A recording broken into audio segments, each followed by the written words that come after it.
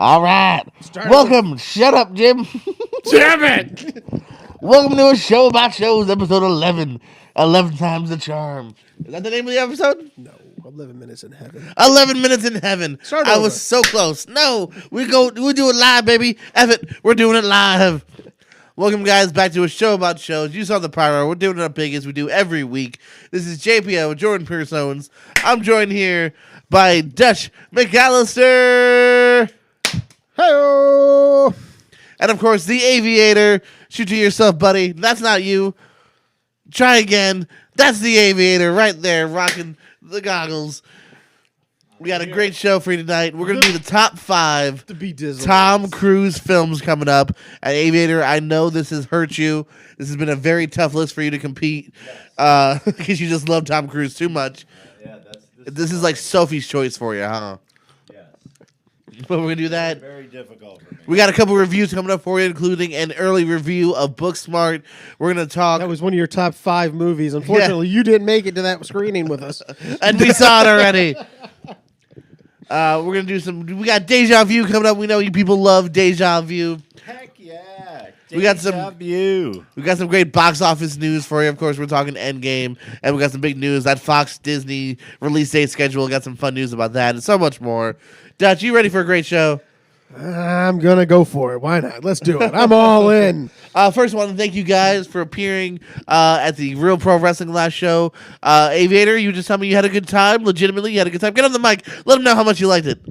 I had a blast. And the second that they saw the ring and all that stuff, that they just went crazy. They heard those clapboards or whatever. They heard the body slams. They saw the pretty girls. It was a great time. We had dinner also over there. So no, they couldn't. They literally were hanging on to the ring ropes. Did you see that?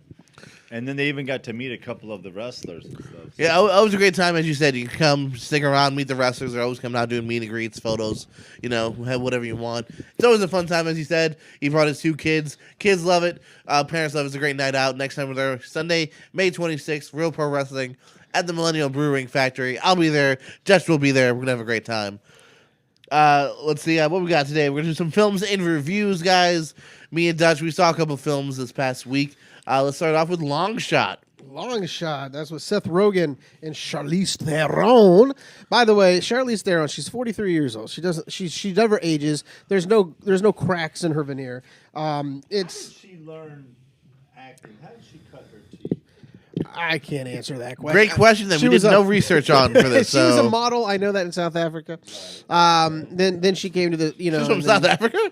And then she decided at the end of the day, she wanted to do some acting, and I guess that's when she did her modeling and she did her acting. And I don't really know. I haven't Wikipedia'd any of this. Because of Monster, it's almost like a Joaquin Phoenix type thing where, I mean, she nailed that role, and I just can't figure it out.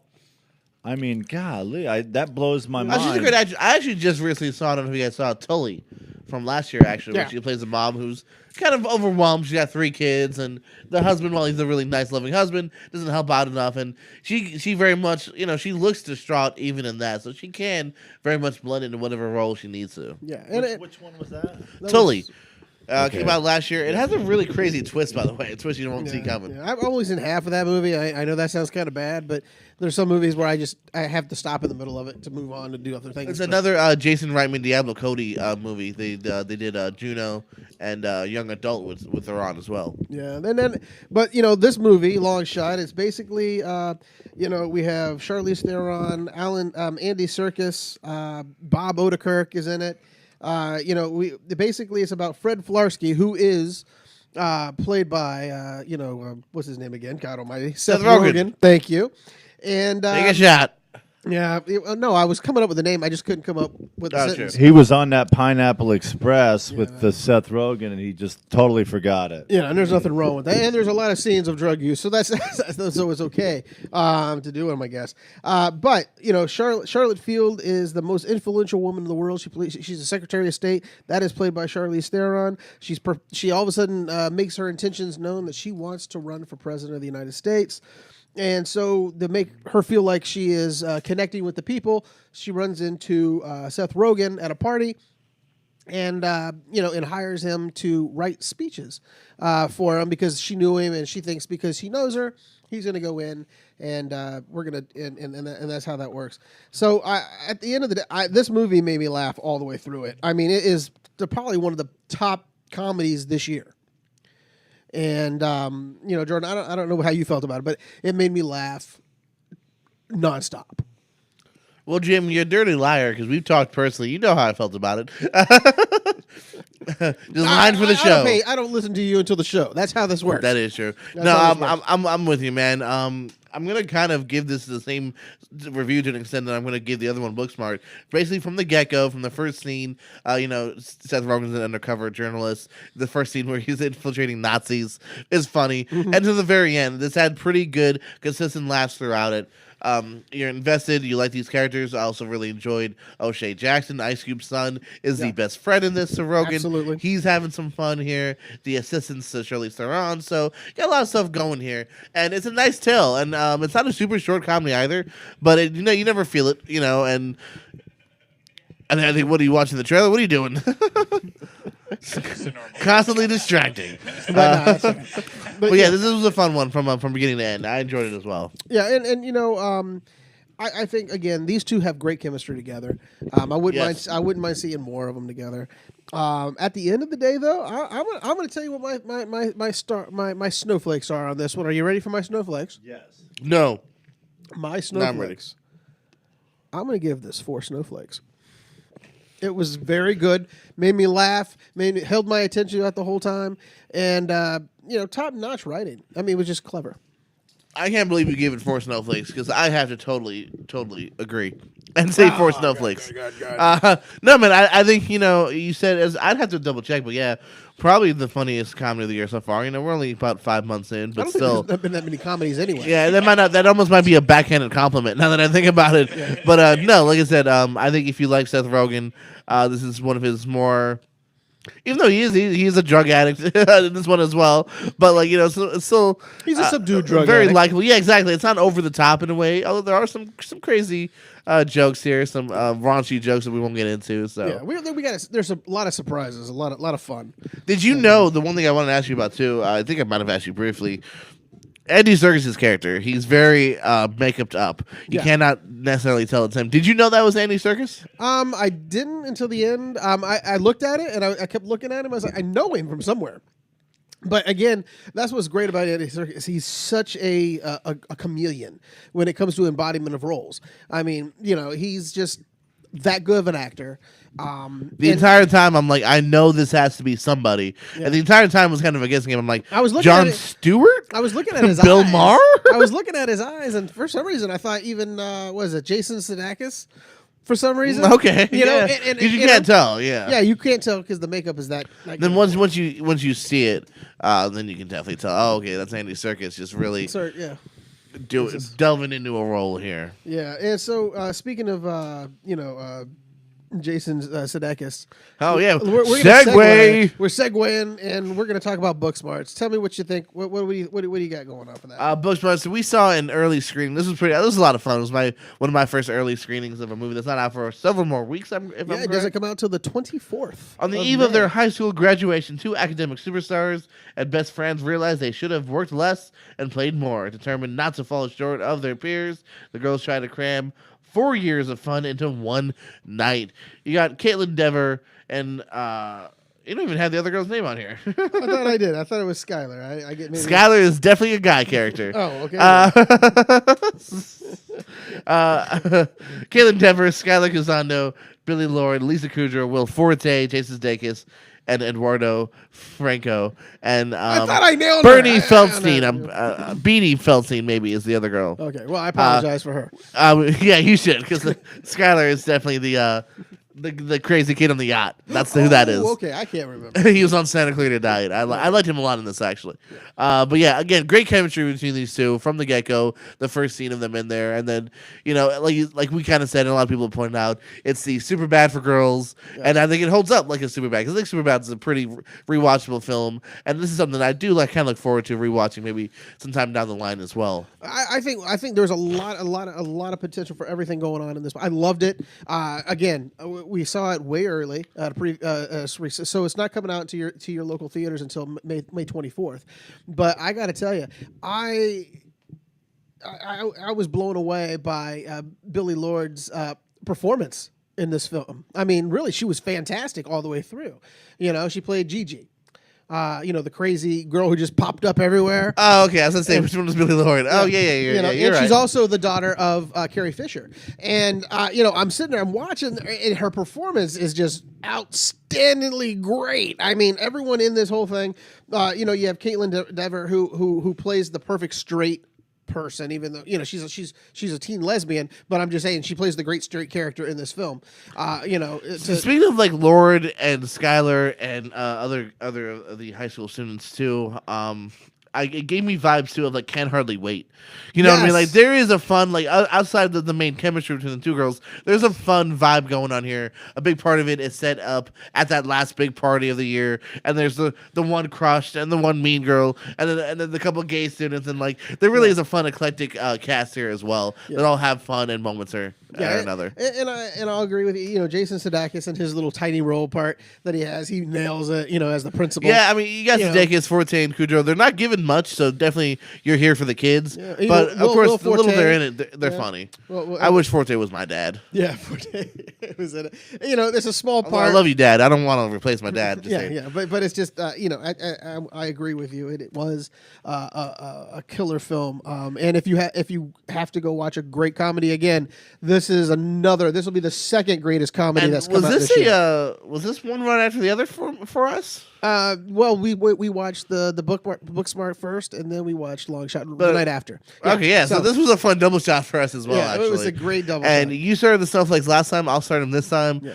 I'm gonna snowflake it. I'm just gonna sound like I'm repeating myself. I'm giving it a 4. I was with it. I agree. 4. Again, we don't ever agree on a lot of comedies. I think we've pretty much, thoroughly throughout enjoyed both of these. And you're going to love this next segue. I know we have a next segment coming up, but the segue I'm going to use is this movie, Booksmart, was directed by Olivia Wilde. Can you tell me what we're going to be discussing next that had Olivia Wilde in it? And, of course, I'm going to let the Aviator introduce this next segment. It's his favorite segment of all time. Stop. I told you before. I got more views. I apologize. I apologize. That's why I say, my notes don't have that, and I apologize for that. I know your notes don't include stuff I want to talk about. Well, I do have an area on my notes for you. I want to do a couple of more films real quick that I was able to check out. I apologize. On demand and on the Flicks of Net, the Netflix. Dragged Across Concrete is the first one I want to talk about. This is the third film from S. Craig Zahler. He did Bone Tomahawk and Brawl in Cell Block 99. Now, if you've seen those films, you kind of get a vision of where this guy's going here. They are very brutal films at times. You can't necessarily predict where they're going to go either. I don't want to say I've loved any one of the three, but I definitely wouldn't say I wouldn't unwatch any of the three. The Brawl on Cell Block 99. Yeah, Vince Vaughn. I enjoyed that. Did you see that one? Yes, I did watch that one. Ooh. I enjoyed it, and it was dark, but it was good at the end. I enjoyed the whole weird, crazy ending, and then it just even though each like Bone Tomahawks is set in like the Western times, and this one is set up. It's more of kind of a heist gone wrong. There's more to it than that.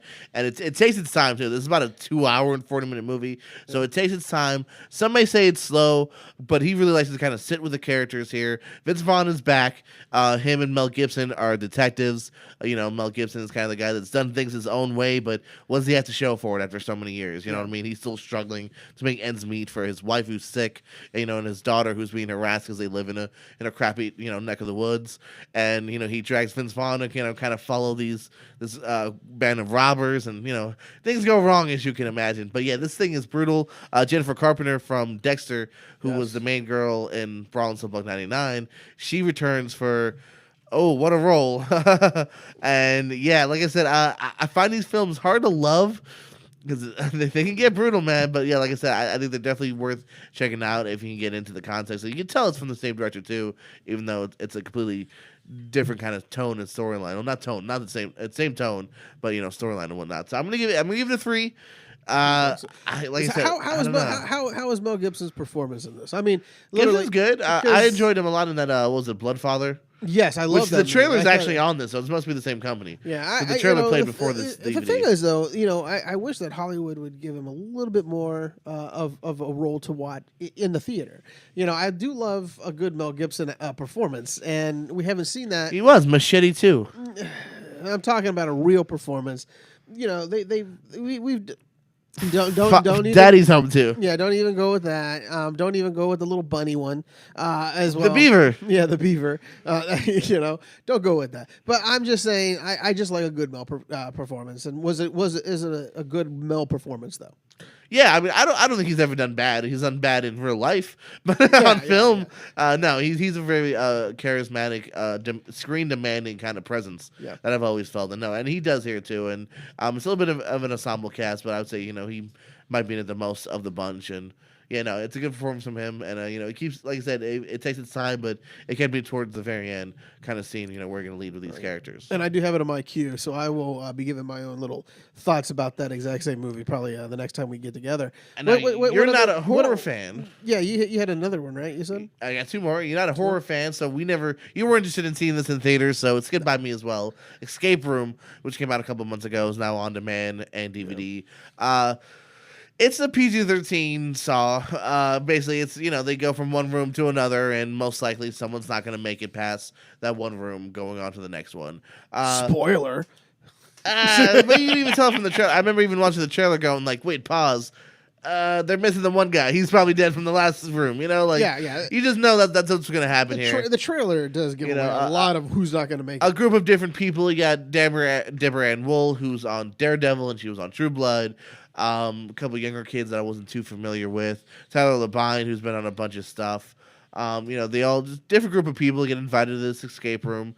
So when the top room's around, no one can defeat it, and that's because everyone legitimately dies usually trying to defeat it. I liked it all right. I liked some of the set pieces. There's obviously some thought and love that was put into the design of the different rooms they go to, and and I at least again kind of held my interest towards the end of seeing like, all right, let's see who makes it to the end, how they can maybe try to get around this, and it definitely tries to set up for a sequel, which I guess I don't know, nowadays almost every studio has to do that to a degree. So I'm gonna give it 2.5. I'm being nice, because part of me says I really should just give it 2, but I'm gonna give it 2.5. Like I said, I think it's one of those films that if you know what you're getting into, which is just it's a January horror film, it kind of says it right there, then you know what you're expecting here. Yeah. So okay, I'm gonna jump in because I got a movie. Joe, you got a movie. I got a movie. I was holding back, but This is not on the notes. I refuse. No, if it's not on my notes, I'm not going to talk about it. But no, the movie I watched is on Netflix. Started out, it's brand new. It's called The Last Summer. It's basically a group of young people in Chicago come together during the summer before they head off to college. I love little rom-coms like this. Netflix tries their best to bring in these rom-coms. This has actually KJ Apa, I believe that's how you say his last name, APA, who plays Archie in Riverdale. Acolytes Construction Agency? Who plays APA, who plays Archie from the in Riverdale show. Mia Mitchell and a few others. The one that I think I knew out of all the actors, besides the guy from Riverdale, was Halston Sage, who also came in from the Orville. She was the ensign in the Orville, the security officer before they got rid of her. So there's a few people. Gabrielle Anwar, who was also part of what was that? Break on USA, the show on USA. But anyway, she had that show. But Gabrielle Anwar, I usually know it when I remember it, but today I'm not. But anyway, this show, reminded me of a homemade movie. It was not that great. The performances looked like they tried their best, but maybe it was just because the script was that bad that they couldn't really perform. I think the only one who had any charisma for me was Mia Mitchell, who plays Phoebe, who's the love interest of KJ Appa's character Griffin. So to me, though, that the movie wasn't a very crisp, put together film. And so I'm going to give it a 2.5. I'm not going to go any further. 2.5. That's what I'm going for. I'm a little mad at you actually now. By the way, you don't even know why. What? Yeah, you can be mad at I'm me. not caught up on the Orville. I didn't know Halston Sage left. Well, everyone You knew son it. of a bitch. If you were to pay attention to your news and notes, you know, I didn't know. It's that you that should have news read escaped that. me. So I had to Google it just now as you're talking. I go, oh man, because I like her on the Orville. Yeah. And I felt like there's a lot more to do with that character. Well, there may be. She just left for a little bit. They didn't say that she's gone forever. She Stop just- with the spoilers. No, I'm not telling. I'm talking about what I've read off screen. So she's not completely. She didn't burn any bridges. You know, they said that she's open to come back whenever she wants. So I'm not ruining anything from So that. 2.5, huh? 2.5 snow. I'm probably gonna skip it. I don't know. Nothing you said really. It was awful. Literally, it was a 2.5 is being 2.5 's not well. 2.5 awful. is watchable if you like. I don't know. I'm looking at the whole thing as a piece. 2.5 is what I would give it.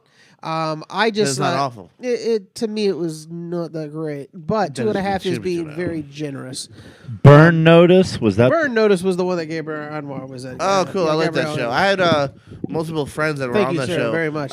Shout My out to fact checker. my friend Mike Mercadal on season 2, episode 4. You can see his elbow. He was an extra. I'm gonna also do a Netflix film real quick. You got let me say this right: extremely wicked, shockingly evil, and vile. What was it? I forget his name always. Ted Bundy? No. Yes, it's Ted Bundy. Ted Bundy, played by Zac Efron, the adorable, hunkable Zac Efron. Yeah. And but this is a lot. This is not necessarily what you might think it is. If you think this is going to be kind of a gory biopic or like a Zodiac like movie, this is very much told more so from the wife's perspective. In fact, so much so that if you don't know this story, let's say you go into this thing blind and you have no idea about Ted Bundy, you actually don't necessarily know if Ted Bundy's guilty for the entire movie. You know, because it's very much about her kind of, trials and tribulations of for the first half, kind of sticking up for him, and then slowly, but kind of realizing, oh, maybe he's not this guy that I fell in love with. I believe this. I don't know. I may be speaking out of school on this one. Yeah. But I think that this was based on her some biography she wrote. About That would make sense. I believe. Then. So, I mean, that's what that I'm does saying. make sense. And it was a different. I don't know. And that's the reason why I can't wait to watch it. I saw it on my queue. It was either that or the movie I just talked about the last summer, and I should have chose yours. But I decided to go off rail. Well, my review's not going to be too much better than your last review, though. Okay. A little bit better. I like that Lily Collins is the wife, and I'm forgetting the name, but there's also another girl who later on kind of has a relationship with Ted as well. So everyone's good here. Everyone's pulling their weight. This is not an Oscar-worthy movie, though. That's why they put this out in May and then wait to the fall. Because I believe they even spent a good amount of money on it, Yeah. if I recall correctly. Netflix did. Yeah. So everyone's doing their job here, though. But kind of like I mentioned for Dragged, this does kind of drag for me to a large degree. There wasn't enough oomph, really in it, and it is just kind of. I was ready to wrap things up. There's a great last scene between her and Efron where she's basically demanding the truth. So there are some really good scenes with her. Haley Joel Osment pops up. Quick stuff. You got Sheldon, Jim Parsons pops up. Dylan Baker, John Malkovich is the last judge. So lots of cool little cameos and side appearances as well. But I will give it a 3. Like I said, I did find it interesting. I don't know actually much about this case. I obviously have heard the name many times. You can go and actually on Netflix as well watch the Bundy tapes. And do you know it's from the same director? The guy that made the Bunny tapes, then let's do a theatrical version with actors and stuff. So it's from the same guy. Yeah. Actually, he must. Well, I'm a little worried about this director. He likes Bundy a little too much, if you ask me. I remember the Twitter actually. The people Twitter machine. The Twitter people were out there saying how handsome and how great Ted Bundy was, how charismatic he is, and all that. And all of a sudden, Netflix actually came out. I can't remember what tweet it was, but it says he was not a nice guy. Okay, guys, it is let's not make him look in the credits. They do a couple of comparisons of the scene with Zac Efron and the real thing with Bundy. Bundy was kind of this crazy but he was a very charismatic dude. Yeah, like there's a scene that I didn't know a hell of a lot. So there's a scene where he's basically like, come on, man, show him the letter, show him and he's like goading this guy. I'm like, that's not true. And then you see the news footage, and he's very much there with like a legal guy, and he's like, oh, you said you're gonna get me. You said you're gonna get me. And I was like, oh wow, that legit was what happened. Yeah, and to me, because we grew up during the time you and I did. Whenever they caught Ted 1942. Bundy. No, when they caught Ted Bundy with the early '80s, they caught him, I believe. When he came to Florida, that was it. Yeah, but Florida didn't mess around. No, Florida, we didn't shake his tail loose. And you know what? On a side note, my aunt to this day swears up and down that in the same VW, is a VW bus, VW Bug that he drove. Mm-hmm. He actually tried to pull her when she was in Miami visiting something, and she was walking down the street. He actually pulled up beside her, and tried to get her. Hey, you want to go somewhere or something like that? And she goes, No, I don't. No, I'm with my friends. Have a good night. And she goes, to this day, whenever she saw his picture, her blood ran cold. So I'm gonna go with on that idea because no one would ever say, "Oh, I was almost abducted by Ted Bundy." No one wants to have that claim of fame. But she was she was sitting there like telling me the story, and you could see that she knows in her heart of hearts it had to be true. It was true. She doesn't make that up. And on another note, you can actually go visit a museum in Pigeon Forge in Tennessee and actually see his VW car. They actually have it on display. I was interested too, and he legit broke out a couple times too out of jail, which is scary to think like that dude got out and sadly killed more because we weren't very good at holding him. Tons. There were a lot of precedents that were set legally because once they finally got that guy, where he made a circus of the courtroom or whatever. They quit. They don't allow that anymore, and also people in general. They don't act like that now. If if somebody's accused of murder or whatever, then they're not going to go around and get into how charismatic this person is or whatever. Yeah, it was interesting, But yeah, he was a good case study for people being mesmerized by him because he was a good looking man and he had a little bit of charisma. So you could see how, unfortunately, women would do. And for the record, though, he wasn't as cute as Zac Efron. Just say. Well, no. I thought that was a great upgrade for Zac. For Ted Bundy, and I was like, well, that's just wrong. Who would have enjoyed that casting? Ted Bundy. Yeah, that's what I'm saying. You're damn right. Zac Efron's gonna play me. He's all narcissistic and all. Hey, I would have settled for Affleck. John Wayne Gacy actually, if he was still alive, he'd want me to play him. So just saying, But I hate clowns, so I'll never be around it. So, but you got one more? You say? Or is that the you're last bad one? at counting. We're on now to Deja Vu. Yes, Heck yeah, party on, rock out, Deja Vu, baby. Okay, the first one we have up, 2004 of April. That's what we all had, and it was. You son of a bitch. 2000. It was The Girl Next Door. A teenager's dream comes true when a former porn star moves next door and they fall in love. This is with Emile Hirsch, Elisha Cuthbert, Timothy Oliphant, Paul Dano, Chris Marquette, and as I teased earlier, because I kind of messed that up, but it was also Olivia Wilde was in this film as just a beside the side character, and you saw her a couple times, and that was it. But I rewatched this. I actually suggested this film, and I rewatched it. I was about to ask who made me watch this again. I made you watch it, and I enjoyed it again. I mean, literally, everybody's part was played to a T. Timothy Oliphant was just a sack, of human pus. He's just an awful individual in this movie. But Emil Hirsch, we don't see him in a lot of things anymore. But when we do, he's more serious of an actor now. He doesn't play these types. There's a young Paul Dano.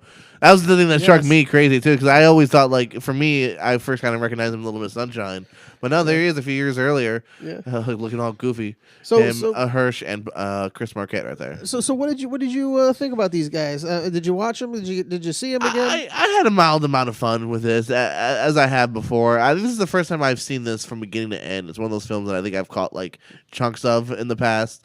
So I don't know, man. Not everything worked here for me. I think this is a movie that some stuff doesn't work anymore because of the times and whatnot. So Yeah. I liked it though. I'm gonna give it 2 snowflakes. Like I said, I had some fun. I laughed. It's not bad, but if you hadn't made me watch this, I would have watched something else. Well, I will give it 3 snowflakes. It's never really changed for me. It's just still something that's something. It's, like I said, I'm a big rom-com fan. Emil Hirsch is like I was a big fan of his because I thought he has so much like ability and potential in this. Yeah, he does. He has a great. I can't remember the one movie he was in where he went on the hiking trip by himself. Into the Wild. Into the Wild, yes, he was in that. Yeah, he was fantastic. Yeah, I don't know if he got nominated, but I think Yeah, he and should that was have if he just didn't. a brilliant film. Well, by I mean, he had a Hirsch. while there, man. Don't forget, he was Speed Racer. Yeah, but He's the bad guy in Alpha Dog. I'm talking about You know? I'm talking about movies that had substance. That he played to where you knew he could go, and I think Well, Speed Racer, though, I mean, Speed Racer. it wasn't that great nuts. in the end, but it was a leading role Yeah. for this young kid in a massive movie. So, Yeah, you and know. it was a massive box office failure. But I'm just gonna go with that. So, B Dizzle, did you get a chance to watch that one again, or no? Okay, that's all right. It is a failing. That's all right. So, But I give it 2.5 Can't do that. snowflakes from when I saw it years ago. yeah. So- Oh, okay, then I'll allow it. Okay. The next Next one. up, we got Shaun of the Dead. A man's uneventful life is disrupted by the zombie apocalypse. I like that premise. That premise is very apropos here. Absolutely. You got the cast of Simon Pegg, Nick Frost, Kate Ashfield, Lucy Davis, Bill Nighy, and amongst others. Yeah, This so was my many. pick, right? It had to. This was your pick. I actually legitimately wasn't sure. Tell us about it a little bit for yourself. So this is funny. So I'll admit, when I first saw this, and I'm 14, 15, I didn't love it. I really didn't. I felt like, I think for me as a 14-year-old, I was like, I want a non-stop zombie gore film. I don't know. I didn't sound like that, but in this, You could have. this You never version know. I did. You never know. And you don't. You get a more satirical, a slower, but supremely funny. I've since gone on, and I've mentioned it before on the show, my love for the Cornetto trilogy. I absolutely love Hot Fuzz. Absolutely loved World's End. I think that's actually underrated. It doesn't get as much love as these other two do. And Shaun of the Dead is right up there. Let's look at that screenshot here of Mr. Simon Pegg. Simon Pegg is one of those few actors I'm in. Just because of Simon Pegg. Simon Pegg's in it. I'm in. I want to see it. I love the guy. Everything he does. He's written, directed some of these. Edgar Wright, I think, is a fantastic director. He wrote this alongside with something. They were on a TV show prior to this. Those three, Frost as well, called Spaced, which is a fantastic TV show. Yep, I've seen it. Definitely, worth checking out. Kind of their early days, and there's even an episode that kind of hints at this movie for later on. And yeah, I just think this thing is so well written. It's funny. It still holds up, in my opinion. I'll give it a solid 4.5. When I first saw it, I laughed my ass off a lot. I laughed. Well, you must have got it back. Waka waka. Well, no, I never did. It's still gone. But what I'm saying is, I would when I first ever watched it, I would have given it 4.5 snowflakes. I watched it again. I watched it actually last night. I rewatched it, and well written. I'm going to give you that. Edgar Wright, along with Simon Pegg, wrote this. I found Lucy Davis. I was looking at her. I was like, I know her from somewhere. She was in Wonder Woman. She was the assistant to Chris Pine, and she's also in the Tales of Sabrina. That's also on Netflix as one of the aunts. Fantastic actress. So everyone that you see in this movie is all there. I mean, they're all around. I mean, it's like everyone who was in England at the time, I guess, shows up in this movie. As you say, Bill Nighy, right? Been in Love Actually and a whole bunch of other ones. I just love his acting to begin with. Nick Frost, I got to tell you, I wanted his character to die really quick. His character does. Spoiler. No. I mean, I really wanted him to leave early because he wasn't a good friend. Okay, I know that's the way he's You supposed get to the be. hell out of here, sir. Look You know- at that. That is one of the epic friendships, and it was a great ending to that friendship. Well, I looked at it this way: I was for a while like, why do you keep him around? Okay, when they're trying to get into the pub, and all of a sudden he takes a phone call when they're supposed to be quiet. He takes a phone call, and then he starts having a conversation on the side, and he's telling Simon Pegg. Are you really going to be one of those people? You know why they did it? Because it's funny. I just That's got why pissed. they did it, I Jim. got pissed on that for some reason, God. and so to me that character wasn't as funny as it used to be, because I think Life and Death is more serious than just a joke. But no, I'm gonna say it was 4.5. I still liked it though. I'm gonna give it 3 now. It went down to a 3. Snowflakes on my. Why? Like I said, 1.5. I just didn't like the characters. Some of the characterizations. It does hold up to some points, but not all the way through. Dizzle, tell him he's wrong. He can't. I'm not getting in the middle. But no, that's what's good. We're allowed to disagree on You got any these. snowflakes, Dizzle? Did you have any snowflakes when you watched this the first time or the second time? You got a phone call, that's for sure. And look, just like Nick Frost's character, God damn it, he's Nick gonna Frost. answer the phone call. Right Why here. is that up there? That's what I'm gonna give it. There. Oh, I'm gonna give it. so you're siding with him? You I'm son gonna of a give bitch. it 3 snowflakes. Was there 3 snow? Yeah, there you go. Perfect. Next and last film, Kill There, Bill, that's how it Volume should 2. be right there. Kill Bill Volume 2. The bride continues her quest of vengeance against her former boss and lover Bill, the reclusive bouncer Bud, and the treacherous one-eyed Elle. It features Uma Thurman, David Carradine, Michael Madsen, Lucy Liu, Samuel L. Jackson, and more. Well, there's so many different characters in this film. This was B Dizzle's recommendation. And Yeah, Dizzle, I give it 2. but Yeah, so listen. but he's otherwise disposed at the moment. So we watched this. You can watch it on Netflix for free, of course. If you Not for free. well, it is part of your subscription package. Right. So I'm just saying, most 99% of Americans, I think, are on Netflix somehow. Even I if don't know. you can With get that it on price the going DVD. up. You can go it on DVD, or you can get it on the stream. And I gotta tell Yeah, the you, Show About Shows network Yeah. for $8.99. but yeah, there's a donation button that's going to show up right now. No, but no, I watched it again. I kind of like the first one better than the second one. Because the big fight, I believe, was in the first one with the big samurai fight. But the second one though, it helped with the story along because it kind of, you have to watch both, I think, at one time to get the flow properly. But at the end of the day, it was still great to watch David Carradine, in his acting, and it just the chemistry between him and Uma through it. The little 5-finger death punch at the end was fabulous. I'm still, I'm not a Quentin Tarantino fan, Oh, no, we fight over this all the time. but We had a great fight in the theater the other day. Oh, my God. but I'm gonna still give this four snowflakes. I'm gonna agree with you here. I'm gonna give it 4 snowflakes as well. I think it is better to watch them kind of soon right after one another because, like you said, it's a TV show or it's one long movie, however you want to put it. Yeah. Great performances all around. I think again he is a tremendous director, and it's different from a lot of his other films as well, to a large degree. And I like the kung fu stuff about it. I like the kung fu homage. I like the feel of it. The cinematography was torn out of those type of films. So I do give him credit on that. And it's like, to me, it went well with, his script writing on this one was on point. He didn't really meander too far off point for me. Hey, Aviator, Mr. 3 stars over there. What do you give Kill Bill Volume 2? Your pick. I believe the snowflakes, sir. Snowflakes. I will give it 3 snowflakes. There you go. Really? Just 3 again? 3. Yeah, he likes 3. Whatever. It's the magic number. If you really don't like De La Soul, 3 is the magic. if he doesn't like number. De La Soul, get the hell out of this room. Is what Ladies I'm and going gentlemen, for. we have what has been a very troubling moment for Dizzle.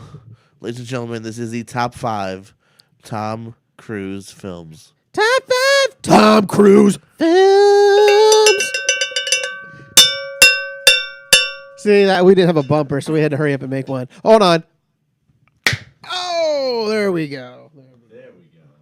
So who wants to kick off this jolly list of top 5 Tom Cruise films? I think B Dizzle, who is bewildered. Dizzle, he's when your we guy. told him, we Get said on that only. mic. We said All right. 5. We said 5 to you, and you were like, He's in 49. Can I just use all 49?" And we were like, "No, B Dizzle, you need to go lower. Go 10, All right. but get couple 5 honorable mentions here. Yes. Let's start off with now Risky Business is great. Top Gun is great. A Few Good Men are great. Minority Report, it's up there. But number 5, I'll have to go with Jerry Maguire. Show me Jerry Maguire. Yeah, I Ding! don't know. A lot of the ladies love Jerry Maguire. Which has turned me to like it also. You complete me. Yep, you complete. You complete me. So, but yeah, that'll go there. Yeah, Born on the 4th of July would be another one of my honorable mentions. It's just, probably up there a lot higher for most people. But we'll get into it. But I'm going to start it off with Jerry Maguire. For my main man, Tom Cruise. Let's make like Tom and Cruise. What do you think about Jerry Maguire while we're at it? It could be on all of our lists. I'm idea. going to punt because I'm going to talk about it here. I'm going to punt too. So I'll punt it as much as possible. Let's go clockwise. I'll go next for you for Tom Cruise. Some of my honorable mentions, 10 through 6, basically. We're going to go with War of the Worlds, Interview with the Vampire, Jack Reacher, Collateral, and Magnolia. From my number 5, though, I'm going to mention the Steven Spielberg movie Minority Report from, 04 maybe, let's say. Yeah. Again, I kind of mentioned this before. I think this is something that I've grown to like even more as the years have gone on by because it's a little bit of a darker, slower movie. But again, when you rewatch it, the story is there, the effects are there, some thrilling scenes with the cars and whatnot that I remember, and a really intriguing story too, set in the future. I think in a slightly earlier Colin Farrell performance too, and Spielberg, I think even his worst films are still great. It's not the best Spielberg movie. It's not the best Tom Cruise film, but it's a really fun, really great movie that I wish we saw more of this world, actually. And I remember even owning the really bad video game. Well, Minority Report, I really don't have an opinion on it because it didn't even make my top if I had a hypothetical 10. Oh. So to me, it's one of those movies that was fair. It wasn't, to me, I don't know. I would say maybe I had Tom Cruise fatigue during that period. I don't know. If you can, maybe give it another watch. Maybe I might give it if I see it and I have no time. If I have time on my hands, I will take a gander out of your thoughts. So that'll be me next, I guess. Right? My gosh, I actually have some honorable mentions as well. American Made, Born on the 4th of July, Top Gun, Rain Man, and A Few Good Men. Those are. Honorable mentions. My 5th, though, is Edge of Tomorrow, which I enjoyed thoroughly. And a lot of people down that movie so much. But if you look, it was not. No, if you look at some of the critics, they didn't really like it that much. Emily Blunt was unbelievable in it. Go ahead. You go ahead and Google all you want on that. But no, Edge of Tomorrow was not at the time received very well. They may have fixed it by now, but it wasn't received very well by most people because they just didn't. Like I said, people were getting the Tom Cruise fatigue during that period because I think that was during his couch jumping days. No. But, when a man loves a woman. But no, I thought that movie. He gets on the Oprah show and jumps up and down on the couch. Later, as it could be. And people like Jimmy and it don't was, like that. Like I said, it was rotten. Was 90%, but at the time when it first came out, it didn't do that great. But 95% of the Google users like it. So there you go. And I liked it too. I liked it. That's your number 5. That's my number 5. B, what do you got for me on the number 4? All right. So number 4, we are. You know what? I'm gonna shake things up here with this one. I know because so many people hate this movie and don't understand this movie Blah blah. The Mummy. Blah. Eyes Wide Shut. Yeah, you're right. It's His not on my wife, list. Nicole Kidman. I love it. Is it because they showed some nipples? Did they show nipples in that one? I believe they did. Well, when they show Nicole nipples, Kidman, and there's an orgy scene. that always brings it up a snowflake. That's for sure. That always brings it up a snowflake. That's just good writing there, Jimmy. What did you like about it though? I mean, because I'll be honest, yeah, Because I love Stanley Kubrick. I know he's out there. yeah, I like Stanley Kubrick has made a few good ones. It's a but- cool. It's a cool. The cinematography, the lighting, the Christmas time. I like. You know, it just had me thinking a little bit about those billionaire boy clubs, and it was it's interesting. And then you know, at the end, basically, what do we have with these relationships or whatever with these things? And she's like, I guess we fuck. Yeah, Oh, yeah, sorry. that's all right. Language. what it is. You were quoting, so that's I was fine. quoting, yeah. He was But in quoting, the end, so it's okay. true. It's I mean, acceptable. That's what it comes down to, or whatever. If these people are going to stay together, that's really the only thing that separates them, aside from the time they already have. I do remember the It's trailer, interesting, though. and the I trailer like was that. really good with he did a bad thing, Well, did a bad thing. But you know, I don't know. Stanley Kubrick, though, he was past his time on this one to me. It was slow plotting, and I just didn't care for either character, and it just kind of hurts a movie when you don't care for anybody in it. And you know, I'm looking at right now. This is how BS I think Rotten Tomatoes can be. Only 154 reviews have been counted, 75%. So it's certified fresh, but you know at the time it came out, it got widely panned. So over the times, people have been adding reviews to these. Over 192,000 people watched it, and 73% like it. I don't still see that happening. Where? What? On Rotten Tomatoes. For Eyes Wide Shut. Eyes Wide Shut, yes. And I don't see that as a legit thing, because It's interesting. it's interesting. Because when it came out, you're in the minority who really liked the film, and a lot of us. Not the first time. The first time it was bizarre or whatever. I didn't Yeah. know. But then it's one of them Stanley Kubrick things. After I watched it, I'm like, whoa, I really, really enjoy that. I like that. Yeah, so that's And you know what? Let's give a spoiler alert. The password is Fidelio. So you guys know.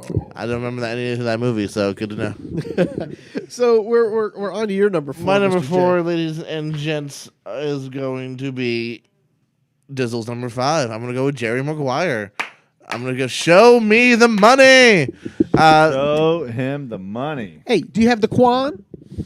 Juan, he's down with the. Probably the pinnacle of Cuba Gooding Jr.'s career. You got the breakout for Jane Moore as well that people forget about. Jerry O'Connell's doing it. The adorable Jonathan Lipnicki. And, of course, the reason why she went from Texas Chainsaw 3 to stardom. Renee Zellweger up in this piece. Can't believe it just said up in this piece. But I enjoy this, man. Again, this is not a short film. I want to say this film's long as About a well. couple hours, yeah. I feel like it's longer than that. It's not 3. I feel like it's 2:45. Yeah, I I'm could just be saying wrong. it's over 2. But We know there's that. Cuba Gooding Jr., who's Oscar win for this movie, right? Oscar yeah. win. That's his Quan look. Yep, that's it. The Quan. Of course, his friend, Matt TV alumni, Ari Spears. So yeah, but this is really well. I want to say Cameron Crowe. Is that right? Cameron Crowe, wrote Probably it. his I best believe film wrote yet. and directed it, right? Probably his best film. I think he's at the peak of his writing and directing style here. So yeah, this is I think a really fun film. Some memorable moments. I mean, come on, from one film, Show Me the Money. You Had Me at Hello. Here's a fun quip. There. Very important thing. Hell, it's a family motto. Are you ready, Jerry? I'm ready. Want to make sure you're ready, brother. Here it is. Here we go. Show me the money. Show me the money.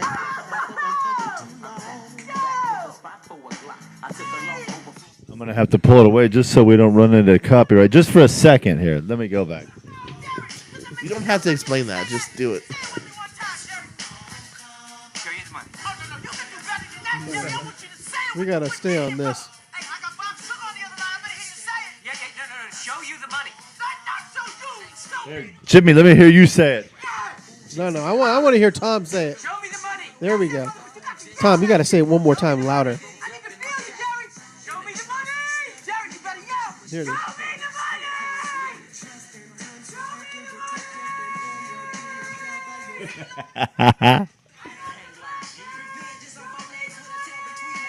I love black people. I love black people. Does he not sound more white when he says it that way? Congratulations, you're still my agent. And by the way, no one else was on the phone after that because he took all the time up. So Even that film, man, I had a smile on my face from the beginning to the end of that scene. So yeah, just a good film. Why's his number 5, my number 4. It sounds like it might be coming up. We'll find out. What do you got at number 4, Dutch? number 4, I have Jerry on my list. I'm just going to give you that, but it's not number 4. I actually have Mission Impossible Fallout, the most recent of all the Fallouts of Mission Impossibles, because there's so many different Mission Impossibles. Not the most recent Fallout, the most recent Mission Impossible. Well, there's Fallouts for all The of them. most recent one was pretty good. Right? Yeah. That's why it's number 4. That's with I like Cavill. that. That was great. Cavill, and I gotta tell you, I just love this movie from top to bottom. It was a fun ride all the way through, and I thought they finally they've always, I think the one before that was they nailed this one. They nailed this one to me. Disagree on that. They nailed this one. I agree with them nailing it. It's not me on the last one, but I'll talk later. I was in Ireland on this one on opening day, Brag. and I loved it. That's the second Mission Impossible on opening day that I was in a foreign country, and it was packed, not an empty seat. All 6 Mission Impossibles, I was in Naples, so whatever. And there's about 5 people in that each time. How was the theater? Or have you been to it? Oh, actually, funny enough, I think you're with me on the Last 2. the second and last one. Do you remember being a horrible theater experience because the little Jimmy's behind us were kicking our seats and throwing popcorn and wouldn't shutting up? Parents, I understand. You're gonna let your 12-year-old go see a movie by themselves. Cool. Make sure they're not douchebags. That's all I ask. Yeah. This is a nice little Jimmy right here. What? Well, who's that? That's a nice. That's a Dutch, I believe. That's a Dutch I mean Dutch. McAllister Sorry right about there. that. There's no Jimmy. be a I named nice- all little boys little Jimmys. Yeah. yeah. Little Jimmys are R-Truth's little boys. But Mission Impossible Fallout to me was just a fun romp. And a lot of action, a lot of great stuff, and plus, whenever you get to see, Henry Cavill basically just do his little, with his little arm punch like he's reloading. Come on, come on, that's unbelievable. Ah! It's just awesome. It's like watching Superman. Get it? Because he was Superman. So, what did you guys think of that? I like that one. I gave that one 4 snowflakes. Woohoo! I love Broke his Mission foot and kept on Impossibles. going, right? I will talk about Mission Impossibles here very soon. Okay, so we're at number 3, Mr. Aviator. 3. Where are you gonna fly us to? Where are you? Number 3, we're gonna go with Rain Man. Yes. Definitely Rain Man. Definitely Rain Man. Yep, good movie. Dr. Hoffman. Hold on. Did you watch that movie? What there? difference? Nope, does I it definitely just seen skits about it on SNL. Definitely just seen skits. Yeah. 97X. Bam! The future of rock and roll. Yes. Yeah. 4:30 is Judge Wapner. 4:30. Wapner, definitely Gotta Wapner. see Wapner at Gotta see 4:30. Wapner. 4:30. I'm a good driver.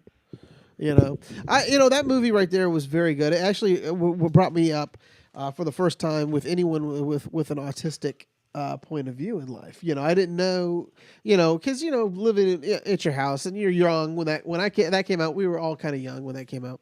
Some weren't even alive at that time. But to see somebody who has a disability, kind of threw you at the time. As a child when I watched it, it was kind of like, wow, what's wrong with him, and it made me sympathetic toward people with learning, with disabilities such as autism and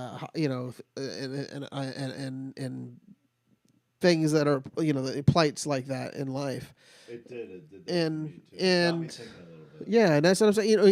And I think that's always good when you're young, and a movie opens you up to trying to figure out where everyone belongs, because not everyone's the same as you or I, and it also, no matter what, Tom Cruise's character toward the end, he redeems himself, because he's really of a dick to Dustin Hoffman's character, but at the end of the day, it's brotherly love, and he understands why, Great arc. and it's just a great art. It's just fabulous. I agree with you. It was on my honorable mentions list, but I can't argue with where you put it on yours. And Hoffman didn't go full retard, so that definitely helped out too. No.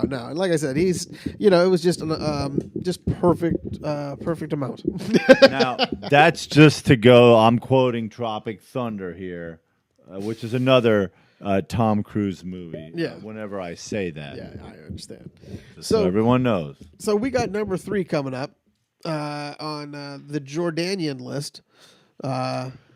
Number 3 is a movie we have not talked about yet. And I'm going to bring it up here now. It's a movie that, again, talk about how he got hurt for the last Mission Impossible. This is one where he nearly died. I'm talking Last Samurai. There's a scene almost gone wrong where, he was very close to getting his head chopped off it. And he would have been the last Cruise. I don't know. But no, this is a well-made film. It's not something I rewatch too often because I feel like you got to be in the right mood and setting for it. But just supremely well done here. The direction is flawless. I believe this is one of the first times we see Ken Watanabe killing it as well. So it's a well-worthy film. If you haven't seen it here, here's a quick screenshot of Tom Cruise going there. And a film I think is worth checking out. I'm not a very big fan of this film. Again, I could watch it again to see if I did like it. If I improved it. You know what I'm saying? If we go through Deja Vu and you make me watch it again, I'll probably watch it. I just don't see when I watched it the first time. Again, there might have been during that period where there was a Tom Cruise fatigue.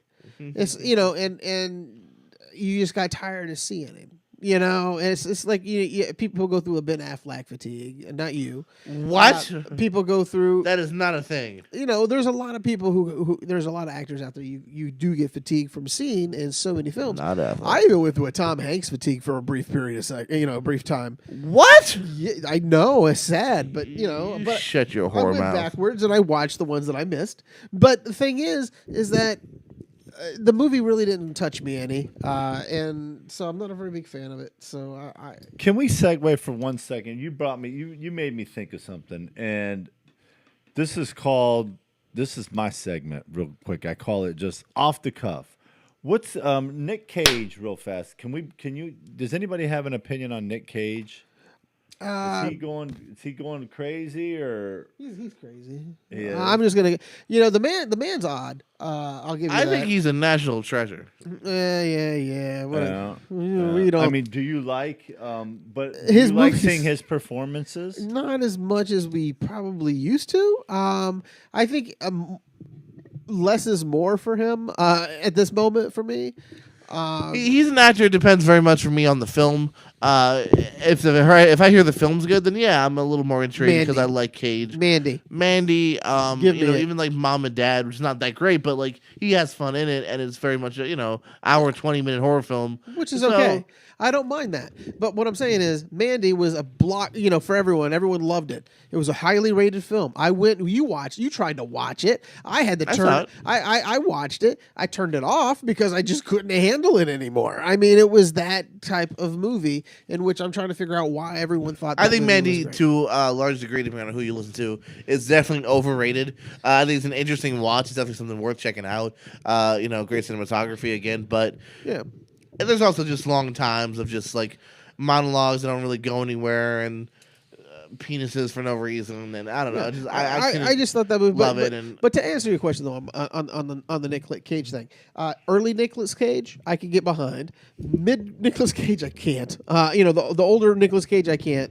Personally, I think he might be slowly just he's more secluded, personal wise. I think he's always been kind of a little odd. Also, hasn't he had money problems recently? Where recently it's been like, give me a script and I'll do it. Well, he's you got know? $14 million owed still to the IRS. How did Wesley Snipes get out of it? I have no clue, but I guess he really didn't pay his taxes. But yeah, it's like you hear these stories about Nicolas Cage, in which when he was married to Lisa Marie Presley for that brief period of time, he basically wanted to marry her because he wanted to marry the king. That's what she told everybody. She's like she wanted to marry Elvis. That's what he wanted to marry. And they never lived in the same house. He bought a house down the street, and he would come down and visit. So you're like, that's just a weird man to begin That's with. what I call true love, people. Just to come by and I'll just How's your drive- Tuesday? Not good. Wednesday afternoon. All right. Okay, I'll just Can you drive my. imagine being married to Michael Jackson and Nick Cage? This was. That's a very weird question for to ask us, but I mean, man, you talk about. Whoa. Yeah, And I love Shimona. Michael Jackson. I love Michael. and Lisa Marie is that's not her proudest moments probably in her life. But yeah, I don't know. To get there, I would say that Nicolas Cage.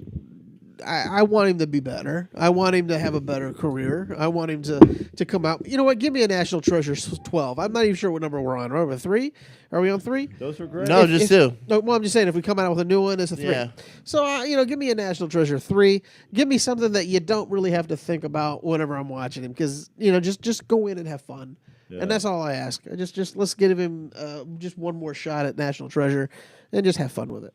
Okay, yeah. Anyway, so what was your 3? That was his 3. His 3 was my Last second Samurai. favorite Nicolas Cage movie. Is that what we're doing? No.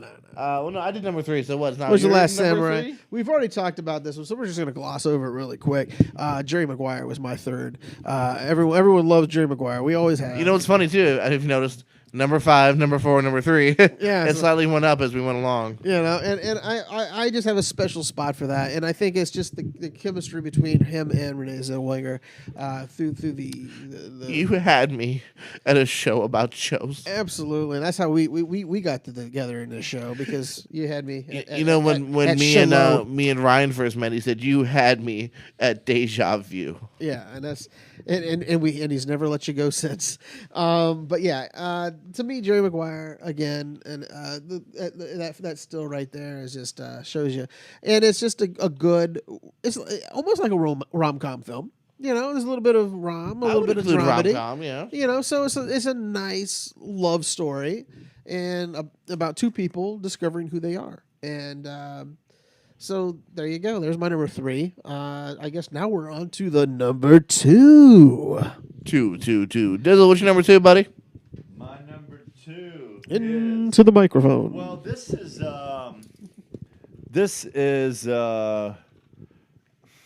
it's hard. Just because I've watched it so much and I do like it. It's simple or whatever, but I'm going to say Jack Reacher, the first one. What? You don't like the second one?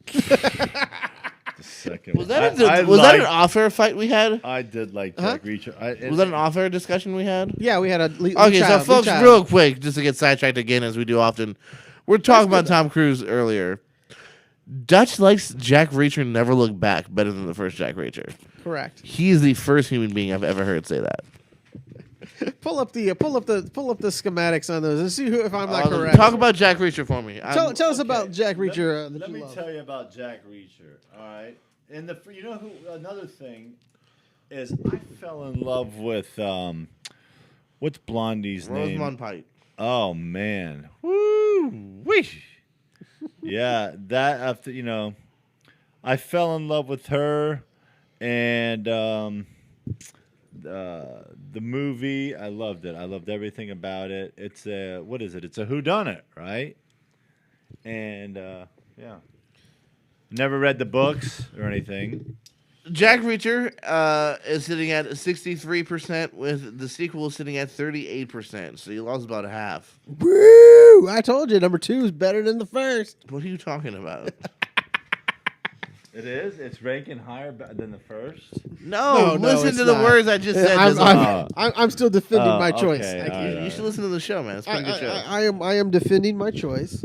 It's hard to put it all together and listen at the same time. That It is true. It is.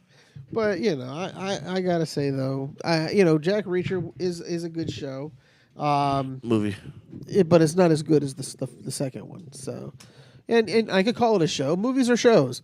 Shows are movies. Life's a show, and we all play our part. And if I'm not mistaken, our show is about a show. No, this is a movie about Shows. movies. But it's a show's about it's movies about movies. It's not a show's about a show about shows. Okay, I got you, fine. Wow, yes, a So show what about is your number 2 there? Big J. My number 2, and I'm very excited to talk about it. It's a film I absolutely love. I like the premise of it, and it very much executed it well. You mentioned it already. I don't think you have, so you're fired. Edge of Tomorrow, a.k.a. Live, Die, Repeat, a.k.a. Some About Kills Again. Great film. I do disagree about your logic of the history, though. I think a lot of people weren't that excited about it from before it came out because they kept changing the title. Is it Live, Die, Repeat? Is it Edge of Tomorrow? What is it? And then also, too, this was coming off a movie you even forgot about, Oblivion, which was a sci-fi Tom Cruise film that no one really liked. So I think the expectations were relatively low for this. But when it came out, I think it was very well received by critics and fans, although it didn't make a huge ton of money, which is why we're just now maybe getting a sequel in about a year or two from now. I just looked it up, actually, even before we were here. Edge of Tomorrow, basically, it's Groundhog's Day, but the action version of it. Every time Tom Cruise's character dies, he wakes up at the same exact point in his life, like a day or so before. There you see not only the badass, and this is one of those films, man, where Tom Cruise reminds you of why he's so damn charismatic and why sometimes you want to be his best friend. He starts off kind of as a little bit of an a-hole, and he's kind of a guy in a war that doesn't really want to fight actually in the war. And by the end of it, you absolutely love him. And then also in that pic, you saw the badass Emily Blunt, who absolutely kills it as well. And I'm so look forward to those two kicking some major ass in the sequel.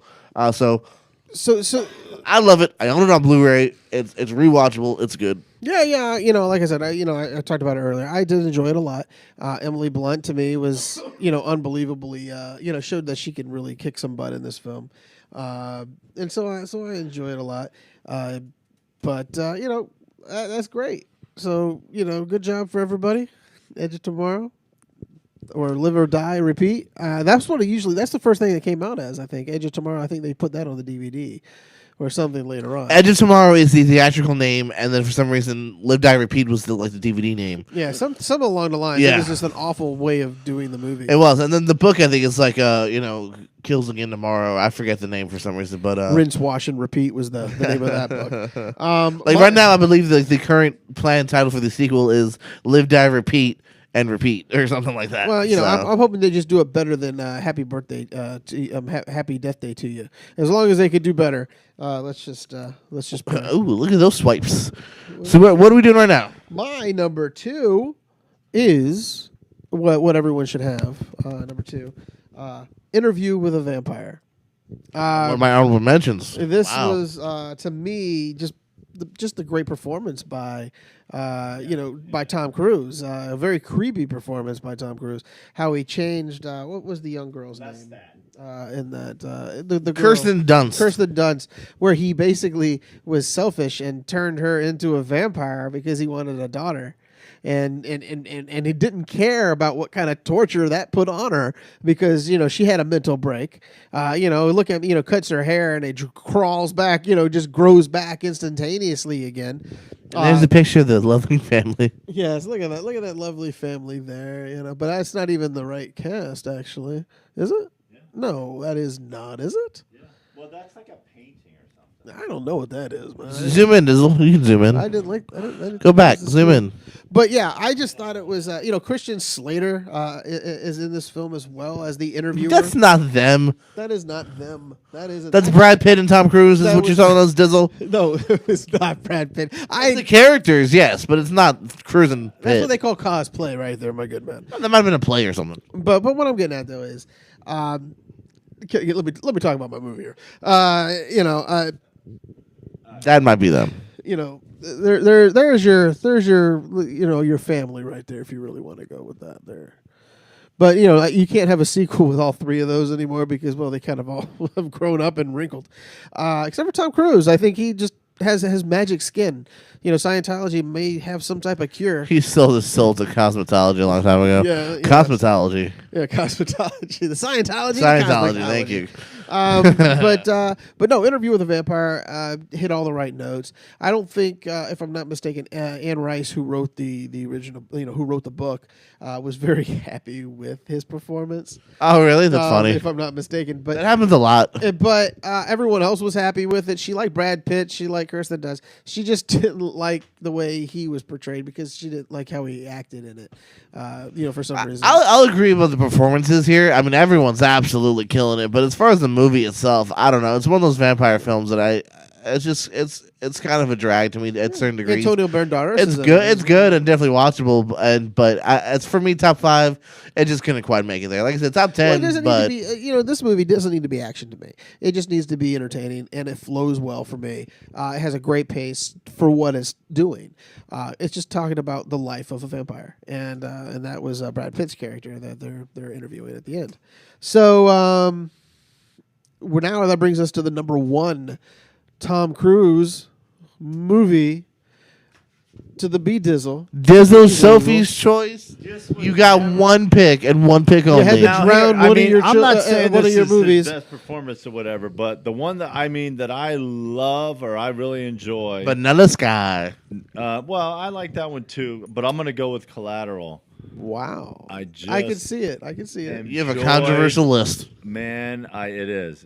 I just enjoyed him going around, spending the evening with Jamie Foxx, taking people out. I thought it was fantastic. I love it, and I can watch it anytime. A great different side of Cruise too in that film. Yeah, and I like to see a little difference in Tom. And because he's always playing the good guy. This time he was not the good guy, and I was Silver Fox. and I was so fine with the idea that he was not that great of a character. He had really no soul in this, as Jamie Foxx found out later on. You guys remember the reported original actor casted in Jamie Foxx's role? Will Smith? Ray, No. hold on. Ray Charles. No. Oh, okay. Who? Adam Sandler was in talks to play the Jamie Foxx role for a little while. Oh, we are so happy that never took place. I want to see that movie. I don't want to see. I want to see that movie. We got to talk about that later on in the news. Adam Sandler. We'll talk about him in your news notes. We are? Yeah, I'm What going to about? bring him up. Okay. We'll talk in Sandler in a bit. So we got that movie. So at the end of the day, Collateral's fun. It's my Collateral's number fun. 7. It is a lot of fun. It's something that I want to rewatch soon, actually. yeah, it's not even in my top 10, but I can see where you can go with it. What do you got, me, man? My number 1, I told you before I was gonna mention it, and I'm gonna do a little bit of a caveat here. Something I disagree. I said I agree with you and disagree with you all at once. It's the Mission Impossible films. I'm gonna say the last 3, especially the last 2, I think are all fantastic. This movie to me, it did what Fast and Furious has done, which is just amped up the excitement and the crazy factor, but I think even in an even better way, because like the last Fast and Furious was just all right, while these last 3 Mission Impossibles I think are fantastic movies. If you make me want to pick one, I'll pick the last one and say Fallout as my official number 1, because man, edge of your seat, another movie that's not. It's not short. It's not long though, but you're on the edge of your seat the entire time. Henry Cavill is in it. You got a great cast here too. As I mentioned before, I mentioned him already. Simon Pegg, my boy, really really fun. Some great female performances as well. What about me? Ving Rhames, man, yeah, and that's what I'm glad that we got a little bit more of Ving Rhames, because I think in the 4th one he's not in it that a hell of a lot. I think Alec Baldwin, right, is in this series. Yeah. So I absolutely love it, man. Like I said, Mission Impossible. I like the first one. I don't like that second one much. I like the third one, but it was never like Mission Impossible's coming. Oh boy, it was very much Mission Impossible 3, cool. 4, all right, they're still doing a 4th one, but now it's become a film where they're doing the next 2 pretty much back to back. I reported on a couple of weeks ago. Was it 7 and 8 now? Yeah. And now it's become a highly anticipated franchise for me. So that's my number 1. I have one question though. I have an answer. Is Jeremy Renner ever going to show back up, or did they just completely lose him completely? I think after what we just saw in Avengers Endgame, I think he has a better chance than before of getting back and maybe in a good spot, because I think the rumor was that and you even I think told me this, that maybe he wasn't gonna live much long in the last one. They wanted him for like an opening shocking death, Yeah, and he said no. and he's like, "No, I'm good. I'll hold out and hopefully be in it more later." So Yeah. I think after Endgame, like.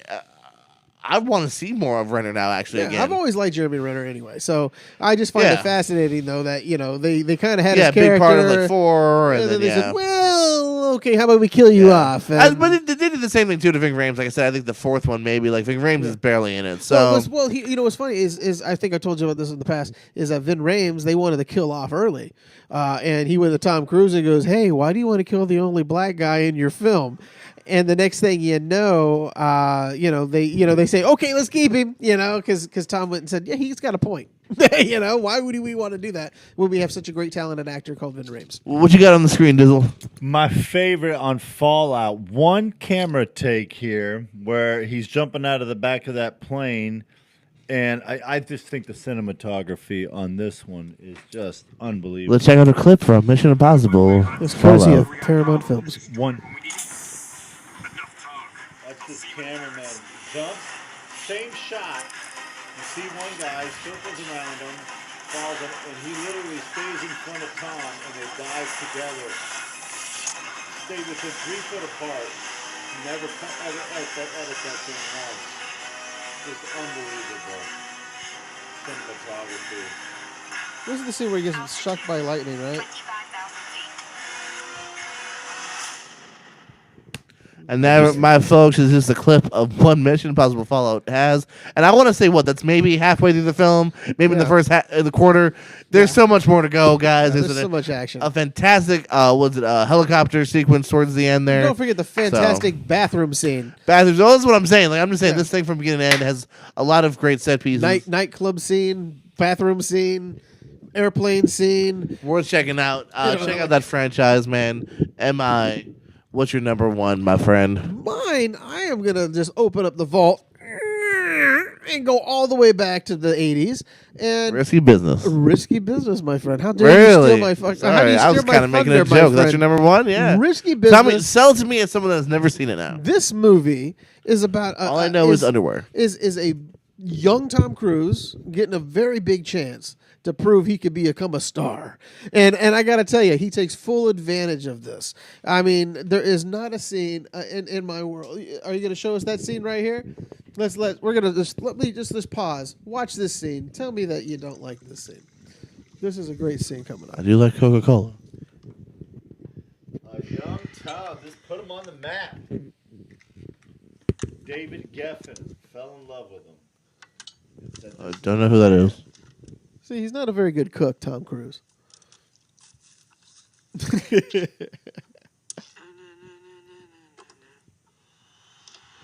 There's a whole record on the shelf. Just take those old records off the shelf. I said listen to them. Look at that Tom. He can even lip sync. An often duplicated scene, which you've seen in many movies. And there's Spoof that on. crystal leg right there that plays a very pivotal part in the actual movie. Spoilers. And I got to tell you, this movie, though, gives, just like I said, as you see, they gave him an opportunity. And even at that age, you see a lot of charisma just oozing off him. And of course, this made a lot of women fall for him as well. Not just women. And, and I got to tell you. Little boys named Dutch. No, that wasn't. But Rebecca De Mornay is in it. She plays. I will say this: he makes Whitey Tidies look cool. Can I just tell you? There's a subway scene with him and Rebecca De Mornay when they have sex in the subway. That is hot. I mean, literally, as a kid, I remember watching this, and I'm sitting there watching this, and here they are in the subway, just making love, and I am just like, wow, they're actually doing this in public on a subway, but no, Don't YouTube that, Dizzle. What are you doing? this movie is funny. It has Booger from Revenge of the Nerds as well as his best friend. So I don't know who that is. Well, if you know, I think I do know who that is actually. And here's a great scene right here. This is Rebecca De Mornay. They actually were married once. These two. NSFW. And so I believe she's a hooker in this one. Is she not there? I'm not sure. I think she left Hollywood after a little bit. If somebody wants to look that up as we see what's going on here. If you have kids watching show about shows, No, now's the time to kinda- turn them There's away. nothing going on in this, and they don't really show anything anyway. It's just a great scene in which,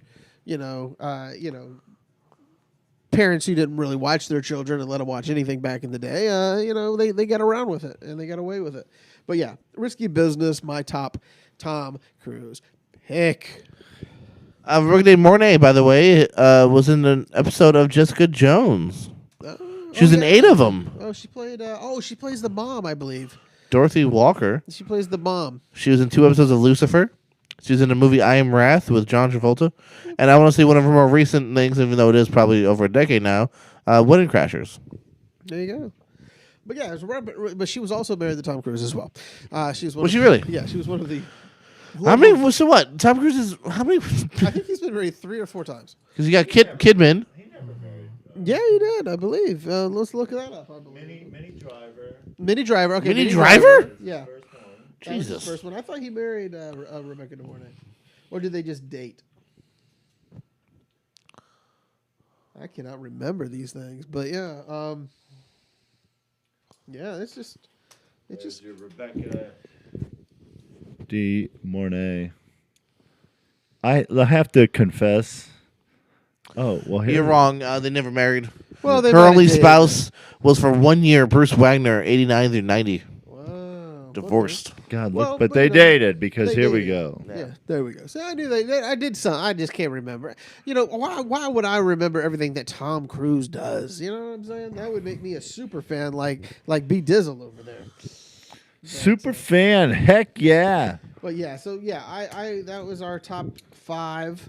Lovely. Top 5 Tom Cruise. Some good disparaging, lists here. You got, Dizzle bringing up movies like Collateral, and you got Risky Business in your number 1. I think you're the only one that mentioned Risky Business. Did you have Risky Business? He Dizzle? had him in his honorable mentions. Yeah, I believe. took it Okay. a different way, but these are some, the ones that are keeping me informed. I mean, if you want to go with straight out acting, like Born on the 4th of July, That should have been, yeah. If you were to go with acting, he should have won the He Oscar. should have won the Oscar. He should have won the Oscar. But I agree with you. I don't even know who won the Oscar that year, but whoever it was, Robert Duvall. was it that year? I have no idea. I'm just It's naming a name. It's possible, but because God knows what find out who was running up against him at that time, because it was a very big disappointment, and I think that was the last time he ever showed up for an Oscar. I mean, he never showed up ever again at the Oscars. He never. He was like, "I'm done with this shit. I'm done with this," and because it makes sense. If you should have been a shoo-in for that one. Oliver Stone directed movie. I own that. I have the entire Oliver Stone collection. It is a great movie. You should Never seen it. Pull it out of your I collection. gotta find my O's. How's this? Break the seal of your Oliver Stone. I did because I looked at it. I had to look at the collection because it's a cool collection. Yeah. Well, that's a good collection to have. Oliver, even though Oliver Stone, we could go over his stuff one day and go through that. But we got something called what? Hot potato. Do we have time for hot potato, or do we think we have? Well, I do have we have a Or good do we have amount a of. lot of news? We got a good amount of that. So if you want to do that, Yeah, we can skip the hot potato. We do hot potato next time. yeah. We can do it next time. We can do that. We got some new trailers out for you. Anyone see the trailer for Crawl? What? It's a movie that makes you afraid to be here in Florida because it's all about basically a hurricane has happened and the young girl goes to save her father. But guess what's? Those crocodiles got to go somewhere too, so they invaded the house, and it looks like kind of like Is this a real movie? yeah, Barry Pepper from Battlefield Earth and Saving Private Ryan is the father.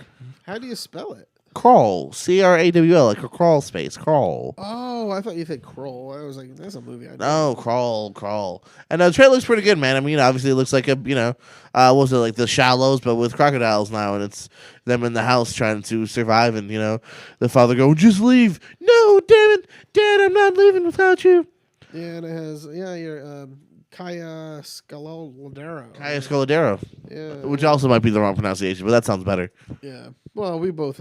I just was kind of trying to enunciate it as I was going through, breaking it down phonetically. We got the trailer for the HBO show Righteous Gemstones. This is from Danny McBride, of course, from Eastbound and Down and Vice Principals. He's got a new show that coming actually out. looks pretty good. Yeah, John Goodman Yes. and Adam Devine from Workaholics, and Mike and Dave. So yeah, I mean, this looks like fun. When I'm does a that sucker come- for McBride. Does it come out in August, right? It comes out in August. August. So Yeah. that means I have time to cancel my subscription to HBO after Game of Thrones, hold off for a while, then come back to it. That's usually how I'll do Yeah, it. yeah, go ahead and do that. Or hey, man, I always have HBO, so come on over. We'll watch Gemstones together. Okay, we can do that. Uh, Sunday night watching over at the Jordan. But yeah, House. yeah, like I said, I like McBride's shows so far. They're out there, man. They're not shows where you necessarily love the characters because they're good people, but they're people you do kind of watch on a weekly basis. The new Spider-Man trailer, Far From Home, is out. Big old Avengers Endgame spoilers. Don't tell me anything about this because I really don't want to know any more about what's going on in that independent movie called Spider-Man. I don't need to be knowing about it. I'm gonna hold Dutch, my ears. shut your ears. No, I'm gonna shut I don't like Hold Dutch. it. I hate Dutch. Secretly, when this show ends, I'm gonna punch him in the ribs. I hope that tell I me when break he's a done. couple. Like he does at the end of every show. Every show, I punch him right in the nuts because I hate him. He's not a good person. He's a horrible human being. He if you want him to babysit your dog, sure, but he's gonna kick the dog in the face. Oh, hey man, Hey, are we talking about me again? Because that's what you do. That's your hobby. If I plug my ears, you talk about me. I'm not sure. but no, the trailer looks fun. All I'm gonna say is the trailer looks fun. If you haven't seen it, check it out. Oh, okay. How many snowflakes? For the trailer. Yeah. For a trailer, 4.5. Because I will say this, it shows you more of the story, but Hold on. doesn't give you away everything. Like there Can I still just tell seems you, to be a lot of still, intrigue. Still the best. If you're going to go by trailer ratings, Thor Ragnarok, the very first cut. Remember the very first cut? That was a 5. Okay, the very first cut. one? Thor Ragnarok, the very first trailer they read. Yeah, and it just went through really quick. Didn't tell me anything about it, and I was like, I'm in. You don't even have to tell me a story. Okay, I'm in. But so we don't do that here. We should probably. I don't know. But go ahead and. Batwoman season 1 teasers out. Basically, you just see you see what Batwoman looking like, big bright red hair, Yeah. coming to the CW, the Arrowverse. Even though Arrow's leaving, so it can't be the Arrowverse anymore. Well, no, it's the parallel universe. It's another parallel universe.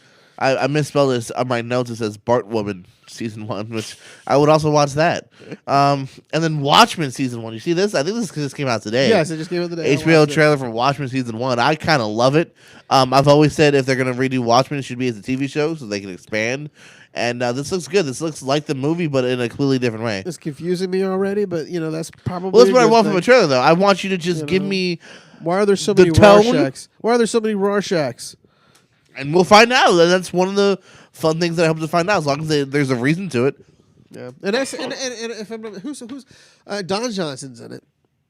I think Jeremy Don Irons, Johnson, right? who's also dragged across concrete. And Jeremy Irons is in it, I believe. I thought I saw Jeremy him. Irons, yep. And Regina King. Yep. So it's a hell of a cast.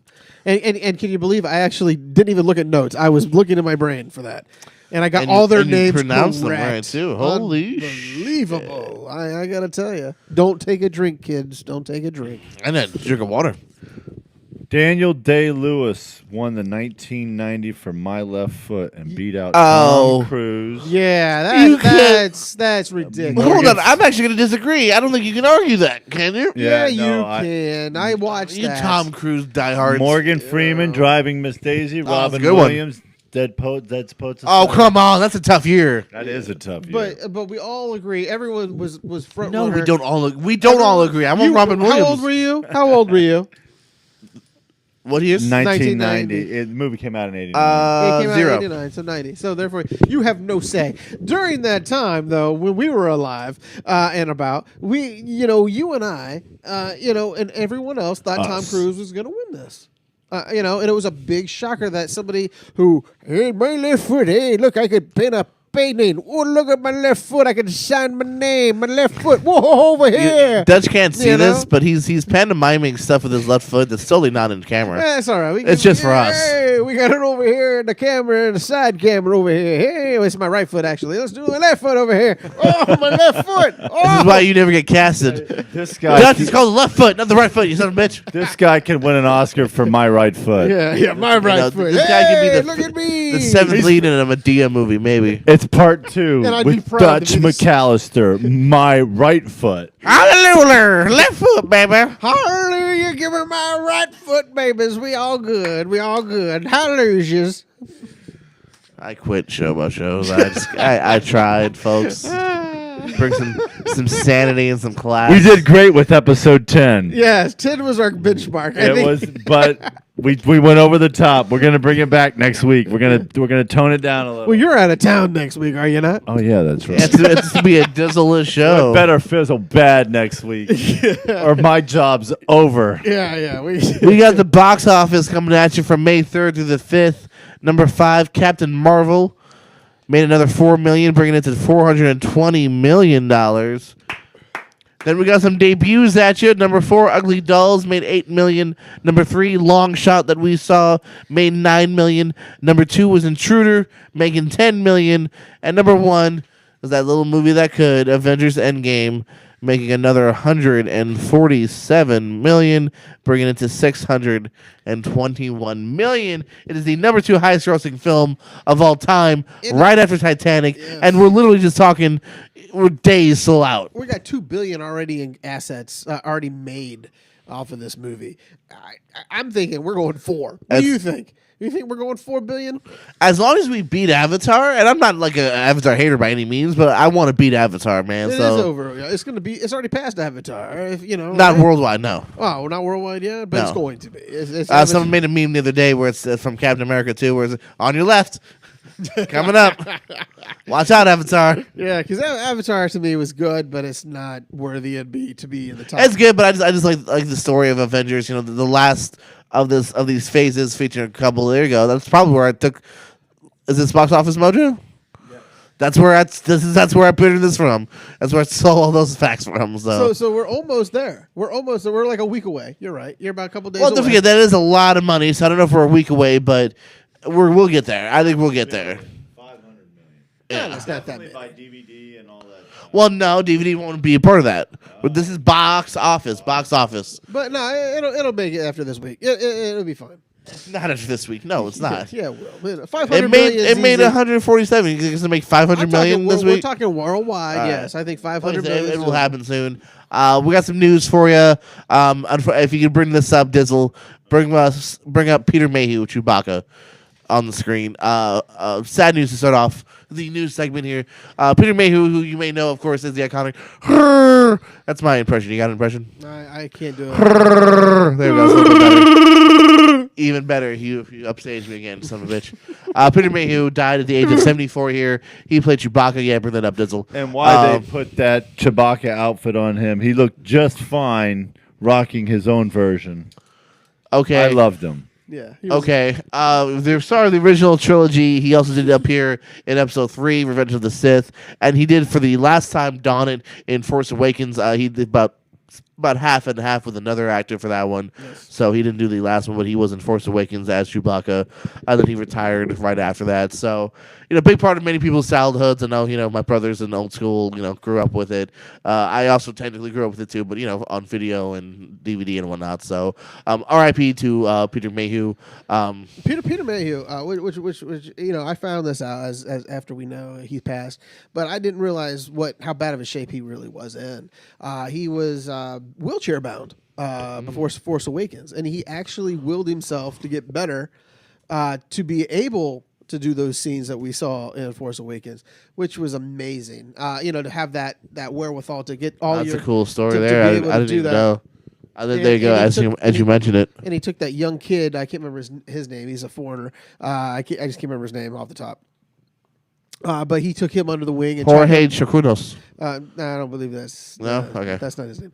But he taught him how to be the next Chewbacca and how to do him proud and carry on the tradition of Chewbacca. And also, if you want to go to my camera over here, I don't know if you got my camera. Yeah, shoot the Dutch. And this is literally what he brings. This is what I do. I bring this to work. This is one of my things I bring all the time. It's my Chewbacca lunchbox of all things.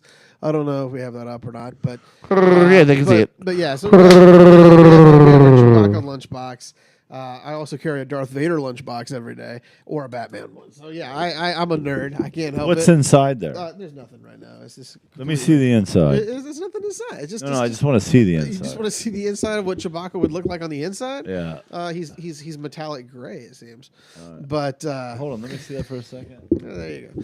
But anyway, Peter Mayhew, rest his soul, and it's a good deal, and we'll miss you. Do you have a Hello Kitty one? No, I do not have a Hello Kitty lunchbox. Don't bust my chops about my lunch carrying ability. I like it. I think it's cool. Just confirmed. I am All not. right. I'm not ashamed of being a nerd. Okay. No, nerds are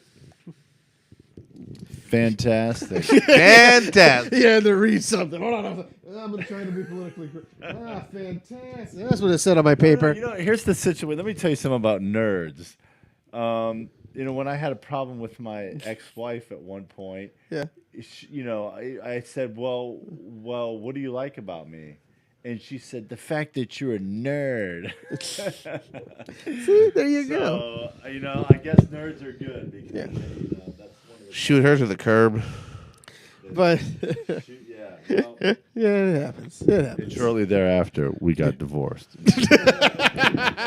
Jumanji 3 is still scheduled for Jumanji a 3? Christmas time of release this year. As announced, pretty much everyone's coming back. The Rock, Jack Black, Karen Gillan, the young kids as well, evidently. Yes, they are. And just announced too. Not only that, but it looks like Nick Jonas and Colin Hanks are also going to return, and for the movie as well. I'm still very interested in what kind of script they're going to go with. The fact that everyone's Danny coming back. DeVito's in it. That you stole my thunder. Oh, I am so sorry. I thought I don't know. Newcomers include Danny DeVito, Danny Glover, who's too old for this shit, and Aquafina? Aquafina. You got it right, buddy. I knew you might mention her because I know you liked her from Yeah, I just think she's funny. Crazy as shit. Rich She Asians. is hilarious. I've watched some of her stuff. that's a fun trio right there. Danny Glover kind of whatever, but Aquafina I think is super funny, Yeah. and and DeVito too, man. I still look forward to whenever DeVito pops up. He doesn't pop up enough lately. Will he do something like the Romancing the Stone or Danny DeVito feel like there? Because that would be hilarious. If we could get Danny DeVito to do a Romancing the Stone, Jewel of the Nile feel, with his character, that would make me so happy. I'll tell you what, that is one of the greatest performances of all time. Which ones? Both of them, I guess. Well, When Danny DeVito, which one is the one wherever he's the police are chasing him? I guess that would be in both, right? yeah. But at any rate, where he's the first one mostly. he's trying to get the gun off the wall in the police station, and he's going back and forth, and he plays that camera back while he's on the phone with them. he's trying to get his poster off the wall. He's trying to get his poster off. Yes, That's right. poster off the And then wall. he finally slips, and then he grabs it on the way down. Is one of the greatest scenes of all time. I love that. He's just a great His performance in comedic that is- performances. He's just fabulous. I agree with you. I like when he pops up. I think he doesn't pop up enough anymore. He should play a role in every movie. Yeah. As far as I'm concerned. Let's put him in everything. Got some renewals for you. If you like FX's What We Do in the Shadows, it will be back for season 2. Good. I haven't seen the first season yet, but I've been wanting to. Me too. I love the movie, so I gotta get to Yes. it myself. Cobra Kai on YouTube has been announced for season 3. Blackish will be coming back for season 6. Not only that, but it looks like we're gonna have a prequel called Mixed-ish. Yeah. Say that 10 times fast. Mixed-ish, Mixed-ish. Mixed-ish, which I think is a prequel about the wife's character, like in college. And I want to tell you though, I'm the father in that one. I'm the young father who has the Anthony Anderson's wife. So I'm the father. I'm sorry. I play the father. Do you play the father? Yeah. I'm going to say you play the father, James. Yeah, I play the father. I don't know his name yet. His name is Michael, I think, but I'm going to go with that. Looks like we're gonna have a Hellraiser reboot, written by the Dark Knight, amongst many other things, David Goyer. This will be the first time Hellraiser's been on. It's going theatrical for the first time in a very long time. I think we're on number, let's say, 10-ish as far as the first series has gone. They replaced Pinhead a couple movies ago. It was the same guy for like the first 7 or 8. So He's getting a little long in the tooth probably to play it. So. maybe, but at the same time, if you know Hellraiser, like he doesn't actually physically do much. He's very much more of an imposing. Well, I'm just saying figure. his face is usually not as Put some wrinkled. makeup in it. You know, Yeah, maybe. you know. I have no idea why they I'm would. going with 'cause the idea. I just know that was a little bit of a sad controversy thing, kind of like when people found out Brad Dourif got replaced in Chucky. There's an uproar. There's the same kind of uproar for the Hellraiser guy because they're like, Really? no, only Doug Schmilbert should play him. I forgot his name. Yeah. But I don't know, man. I think Hellraiser is an extremely interesting concept, and you can do a lot of fun stuff with it. So I think with the right writer, Have you seen any of the Hellraiser films? I've seen the first, let's say, 3, and then maybe like one in the middle. There's even one with Adam Scott. Yeah. I went 3. I went to the first 3. I think, yeah. And then after that, you kind of trail off. Then you say, well, "What's going on over there?" And then you. I literally started the last 2 at separate times and just never finished either one of Yeah, them. they're probably not Like the worth second it. last one starts off very boring, where I'm like, all right, I understand, character build up, but I don't care. Let's just kill Which some one was the people. Origin one? They had an Origins, Hellraiser Origin. And there's some of I don't think that's even Pinhead. I think that's those of the 3 of the disciples or whatever you those call are- them. But that's still, Different ones. but you know what though? That movie though. They all have their own freaked me out. Wikipedia page, I think, if you look them up. There's Pinhead right there up in the very top right corner. But Yeah, I on gotta most say, of those posters, yeah. the first one really was gory. Clive Barker, of course, created Yeah, it. Clive Barker. And- And very little Pinhead, too. Kind of like, people think, oh, it's like Pinhead's Yeah. in all of them. No. Which he is. He's Yeah. not in it as much. It's more about this family. Yeah, and it was a very bloody movie. I mean, very bloody. And I was kind of like, really, that's why. There's I even a don't guy like that has, like, no skin on for, like, half the movie. Yeah, And and- he is just... Yeah, it's physically just bloody. muscle and whatnot, But I'm just not a very big fan of those as always. But like I said, I'll give it a shot. The last one nearly made me throw up. There's some weird stuff going on in the last one. Like, it's in, like, another realm for part of it. And there's just stuff with, like, vomit and maybe even semen. I don't even remember. I just remember literally being like, oh, my God. I don't think this is something I can sit all the way through. And I've never gone back to it. Well, there's reasonings as you say. So what else we got? for Catherine Langford, if you've seen 13 Reasons Why, a fantastic yes, TV show, was casted in Avengers Endgame. And a lot of people are looking forward to seeing what Langford would play. Movie came out. No Langford. It's finally been revealed who she was. This is a little bit of an Endgame spoiler, so if you haven't seen Endgame, Turn the volume down. Spoiler. It's only going to take about a minute or so, but Langford was going to be Tony Stark's daughter in the future. During his last scene as he's kind of dying, there's going to be like a kind of an alternate scene that they had shot, so it is shot. It's maybe on DVD or somewhere, where she basically says it's okay to let go. Kind of like how you see Gwyneth Paltrow in the final version say, you can let go, you can rest now. It was going to be similar to that. I think the directors had just kind of said, like, not everyone necessarily knew who she was, because it's the first time you see her in the movie, and there really was a lot going on, so unfortunately she got cut. What I found interesting about the Endgame with the Russo brothers and all that, they actually came out and stated that there is 180 minutes of actual film on the cutting room floor. 180 minutes, and you're like, well, are we gonna get the extended edition now? Is that what we're thinking? Are we gonna go like Peter Jackson?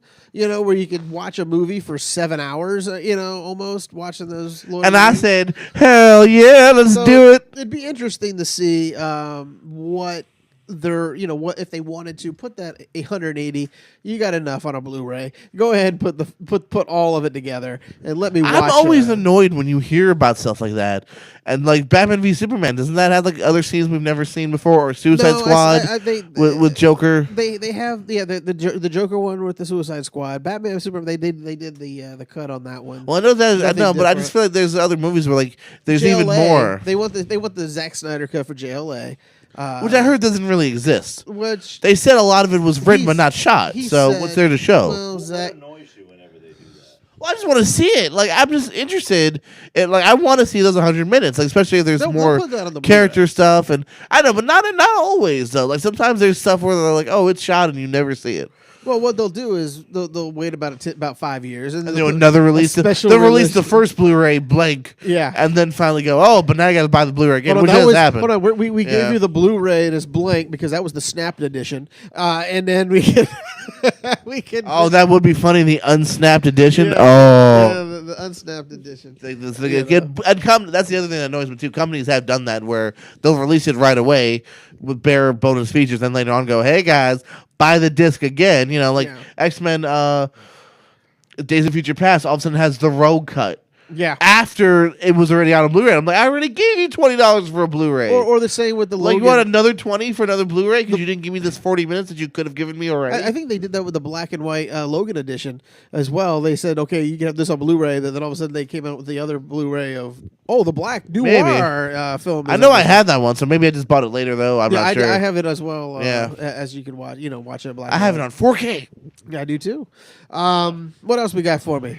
All right, so we're gonna wrap it up here, but Hold on, you know it's what? gonna take a couple minutes. But I can I squeeze in course. what I want to squeeze in now?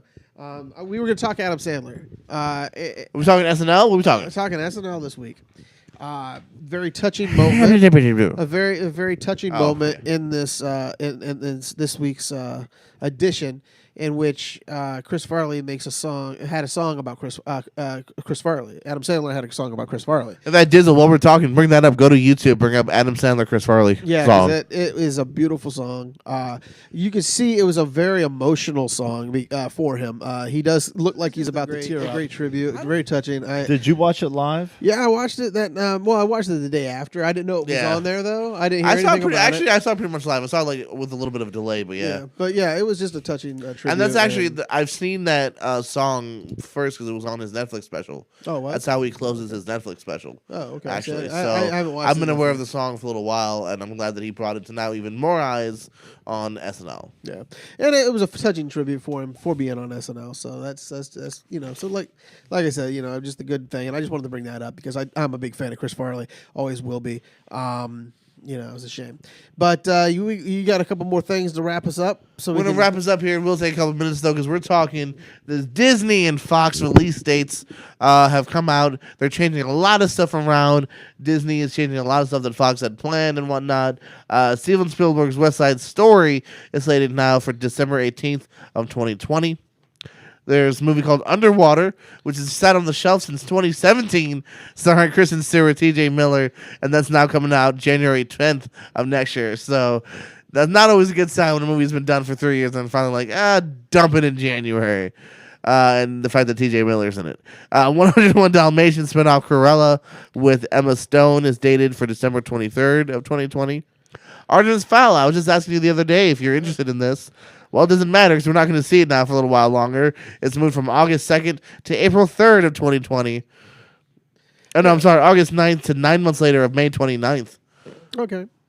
Well, that movie right there, I had no clue what it looked like a Men in Black for children. Yeah. Maybe they just need to punch up a couple of their lines because I was still confused about what I saw in the preview. So Yeah, I'd have to watch it again because it's one of those previews where, like, being separated now for a good couple months, or if not more. Yeah, I can't remember almost anything about it. Like you said, I remember him being in a black suit with glasses, I think. that's the only thing that reminded Like me you of said, that. Men in Black for Kids? I don't know. That's what I was going for. But go ahead. That's what I remember. New Mutants. Still talking about this. More New Mutant news. Was last planned for August 2nd of 2019. Nope. It's now planned for April 3rd of 2020. Yeah, and if you want to go even further back, this is now the 4th release date. We were supposed to see New Mutants back in April 13th Last year. of 2018. Not even of 19. This movie was supposed to be out now for over a year. This thing was supposed to be out and in our hands, in front of us. It would have been on DVD probably by summer of last year. There's still rumors that they're finally going to go, nah, screw it, put it on Hulu. There's still heavy rumors of that. So That's what they're going to wind up doing. They're going to dump it somewhere. because supposedly the reshoots have still not happened. Well, when they ask any of the cast, they still have no reshoot thought. So No, ask Maisie Williams. She does not effing know. Yeah. Avatars 2, 3, 4, and 5 are all planned. They've all been pushed back about a year. And the other ones will have about 2 years in between them. So now Avatar 2 went from December 18th of 2020 to December 17th of 2021, which means we'll see this Avatar 3 in December of 2023, Avatar 4 December of 2025, Avatar 5 in December of 2017, or I'm sorry, 2027 rather. Cameron has said though, hey, don't worry if They're filming them all at once. They don't 2 and care. 3 don't make money, we won't do 4 and 5. I thought they were just making them all at one time. So He said they're gonna at least let's see, like, as in they're gonna still take it step by step because I mean the fact, like, let's face it, if 2 bombs, they'll probably still make 3 just to finish the trilogy, and because they may be already working on 3, Yeah. but they're not gonna keep doing 4 and 5. So that's true. Sam Worthington, Zoe Saldana, Joel Moore, Stephen Lang, and Sigourney Weaver are returning. Looks like Stephen Lang's been confirmed pretty much for all 4 sequels as the main villain, which is what he was in the last one. Newcomers to the series include Kate Winslet. Kate Winslet, I'd still marry you, so let me know. Michelle Yeoh and Cliff Curtis.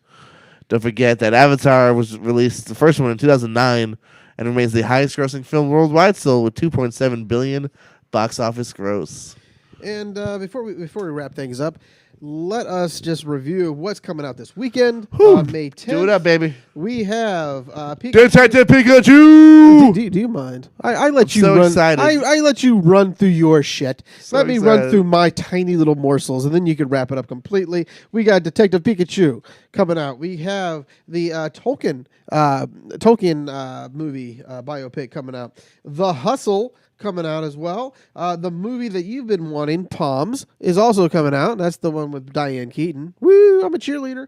And then All Is True is coming out this weekend. So there's a lot for everybody, actually. If you haven't watched your superhero films, you got yourself your comics, you got yourself your collector, you got a couple comedies. Hey, come out and watch it. Go out, have fun. Any interest in Hustle? I will watch it after I see my Detective Pikachu, which I will be watching tomorrow. Pikachu! So Can I ask you guys one more thing? Ask away, One Dizzle. more person, David Lynch. Would you guys like his films? You like this director? You like his art? You like any? You know anything about? Well, him? let me tell you about David Lynch. That's how it sounds, right? Eraserhead. Who? Yeah, That how it sounds? Yeah. exactly, Yeah. Blue Velvet. I think I've seen none of those. Twin Peaks. The series. They look weird. I saw the pilot of Twin Peaks. It is weird. He's out there, but do you know anything about him? I probably have seen his stuff. I've seen Eraserhead, which is kind of odd. But I don't really remember everything he's done. I'm pulling some stuff up right now just to refresh my How about Mulholland Drive? Yeah, Mulholland. Yeah, I okay, got man. So we're gonna wrap this up. We're Wrap not it up. For a couple about what 3 weeks or so. B Dizzle will not be with us. It'll be a 2-show, man. So 1 steady cam, and just 2 good looking dudes on camera. But I love instead you of guys. 3. And you will be missed. Yeah, you're going to the Asia, I Why? believe, right? You said But you're going to it China. has to do I'm with the going to mood China. of the I'm city going to at that Manila. time. I'm going to go see St. John. I'm going to Seoul. I'm going to South Korea. I'm going to Shanghai. I'm going to Beijing. I'm going to Hong Kong. So can you bring us back some type of gift? I want souvenirs.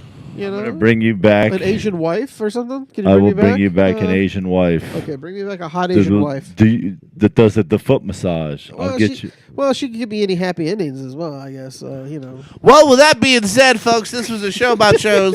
While Dizzle's in freaking Shanghai, no. I'll be lucky if I get to visit Fort Myers one of these days. Oh no. That was a bad one. This was episode 11, 7 minutes in 11 heaven. 11 minutes in heaven. 11 minutes in heaven. 11 Someday I'll learn minutes these in titles heaven. before the show starts. We hope you enjoyed that opening joke, which we didn't do. For Dutch McAllister, Our writing staff's been off. B Dizzle, JPO, Jordan Pierce Owens, saying thank you for watching. We love you more than you'll ever know.